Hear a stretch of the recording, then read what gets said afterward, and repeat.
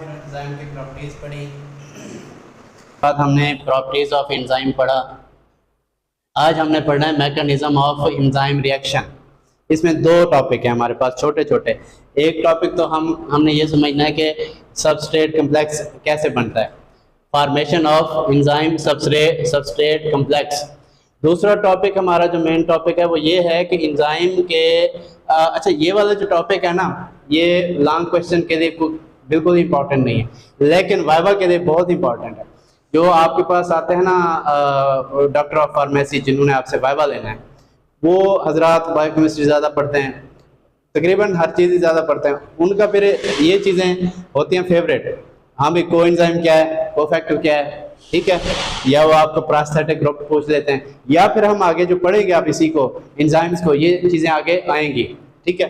तो इसको मैंने थोड़ा डिटेल में और थोड़ा ये बना के समझाने की कोशिश करने की आज की है कि भाई आपको समझाता हूँ। लेकिन पहले हम पढ़ लेते हैं formation of enzyme substrate complex. हमने पहले भी पढ़ा था, शायद आपको याद हो, फार्माकोग्नोसी में, कि एंजाइम और सबस्ट्रेट जब मिलते हैं तो वो क्या बनता है, एंजाइम सबस्ट्रेट कम्प्लेक्स। पहले इधर भी पढ़ा था हमने, ऐसे एंजाइम बनाया था, ठीक है। तो ऐसे एक हमने बनाया था, सॉरी ये सबस्ट्रेट था, ऐसे ही हमने एक एंजाइम बना दिया था, ठीक है। वो जब आके मिलता है, ये कौन सी एक्टिव साइट है जो इसको बाइंड करती है, जो जब ये आके मिलता है तो क्या बनता है, एंजाइम सबस्ट्रेट कम्प्लेक्स। अच्छा, जब ये बन जाता है उसके बाद क्या बनता है, आगे आपका क्या बनता है, वो बनता है प्रोडक्ट, या इसको आप एंड प्रोडक्ट भी कहते हैं, प्रोडक्ट भी कहते हैं, ठीक है। अच्छा, तो ये कैसे इसको दो तरीकों से ऐसा भी लिखा आ सकता है आपके उसमें, वो पूछ सकता है ये क्या है, ठीक है। आप ये लिखते हैं, इसको खोल के लिखते हैं एंजाइम, फिर एस की जगह सबस्ट्रेट, फिर आप लिखते हैं एंजाइम सबस्ट्रेट कम्प्लेक्स, फिर आगे आखिरी प्रोडक्ट। लेकिन लिखना ऐसे ही है, एंजाइम प्लस सबस्ट्रेट, फिर एरो का निशान, फिर एंजाइम सबस्ट्रेट कम्प्लेक्स, और फिर एरो का निशान, और फिर प्रोडक्ट, ठीक हो गया। अच्छा जी, अब हम मेन टॉपिक की तरफ आते हैं। एंजाइम, एंजाइम के जो पार्ट हैं, दो पार्ट हैं, ठीक है। यहाँ से आपको अंदाजा हो रहा होगा, एक प्रोटीन पार्ट है और दूसरा नॉन प्रोटीन पार्ट है। इसको प्रोस्थेटिक ग्रुप भी कहते हैं, वो आगे हम आगे पढ़ते हैं फिर। अच्छा जी, प्रोटीन पार्ट और नॉन प्रोटीन पार्ट में, प्रोटीन पार्ट में जो एंजाइम होंगे उनको हम बायोकेमिस्ट्री में या साइंस में, साइंस की ज़बान में एपो एंजाइम कहेंगे। क्या कहेंगे, एपो एंजाइम। तो जो नॉन प्रोटीन पार्ट है, वहाँ फिर हम उसको फर्दर मजीद दो उसमें डिवाइड करते हैं, इनऑर्गेनिक और ऑर्गेनिक में। ऑर्गेनिक को मेटल भी कह सकते हैं, इनऑर्गेनिक इनऑर्गेनिक कहलाएगा। अच्छा, ऑर्गेनिक का मैंने आपको कई बार बताया, ऑर्गेनिक जो चीज़ होती है उसमें क्या क्या होता है, कार्बन और हाइड्रोजन, ये दो चीज़ें जब होंगी तो ये क्या होगा, ऑर्गेनिक, ठीक है। कार्बन और हाइड्रोजन जिसमें होगा वो क्या होगा, ऑर्गेनिक, कोई भी चीज़ हो, ठीक है। तो ऑर्गेनिक में जो आपका ऑर्गेनिक एंजाइम होगा उसको आप कहेंगे कोएंजाइम, और जो इनऑर्गेनिक एंजाइम होता है उसको कहते हैं कोफैक्टर, ठीक है।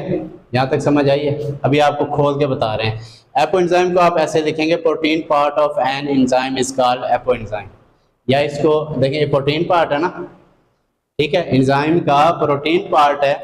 अच्छा, आप इसको बताते वक्त भी, वाइवा में बताते वक्त भी ऐसे ही कह सकते हैं कि sir protein part of an enzyme is called apo enzyme.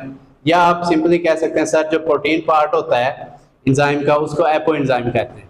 मिसाल के तौर पर अगर आपसे पूछ लेता है वाइवा में, तो आप कहते हैं सर जो प्रोटीन पार्ट होता है ना उसको एपो एंजाइम कहते हैं।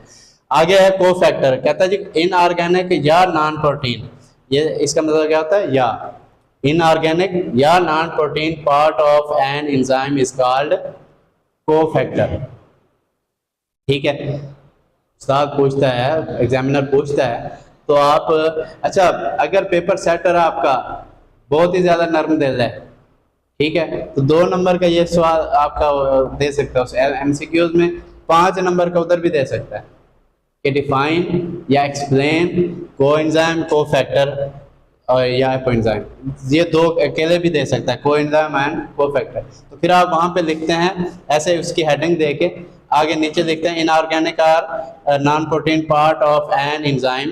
देखें, इनऑर्गेनिक है ठीक है, किसका? नॉन प्रोटीन एंजाइम के नॉन प्रोटीन पार्ट का।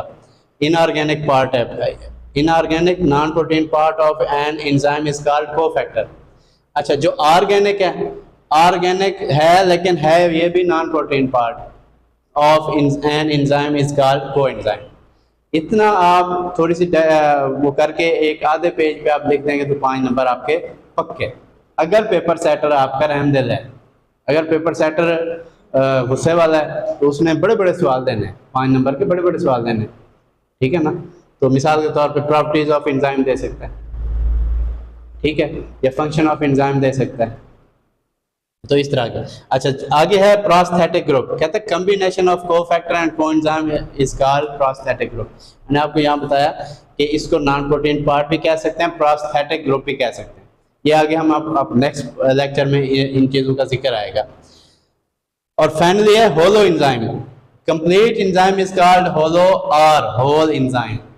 होल का तो आपको पता है कि मुकम्मल चीज़ को होल कहते हैं। कंप्लीट एंजाइम यानी मुकम्मल एंजाइम क्या कहलाता है? होलो और whole enzyme. It may be consist on protein and non protein part. Definitely अगर होल एंजाइम है तो उसके दोनों पार्ट में ही कंसिस्ट होगा, मुश्तमिल होगा, यानी प्रोटीन पार्ट भी और नॉन प्रोटीन पार्ट भी आएगा, क्योंकि ये पूरा एंजाइम है। ठीक हो गया, समझ आ गई। ये छोटी छोटी चीज़ें हैं जो आपके वाइवा के लिए बहुत अहमियत रखती हैं, लॉन्ग क्वेश्चन के लिए ज़्यादा अहमियत नहीं रखती। 5% चांस होता है कि लॉन्ग क्वेश्चन में कोई आपको ये 2 चीज़ें पूछ लेता है या तीनों चीज़ें पूछ लेता है। ठीक हो गया, या वो पूछ लेता है कि mechanism of enzyme reaction define, तो फिर आप यही वाला यहाँ से सॉरी यहाँ मतलब इसको ऊपर बना देते हैं ताकि उसको समझ आ जाए कि बच्चे को पता है।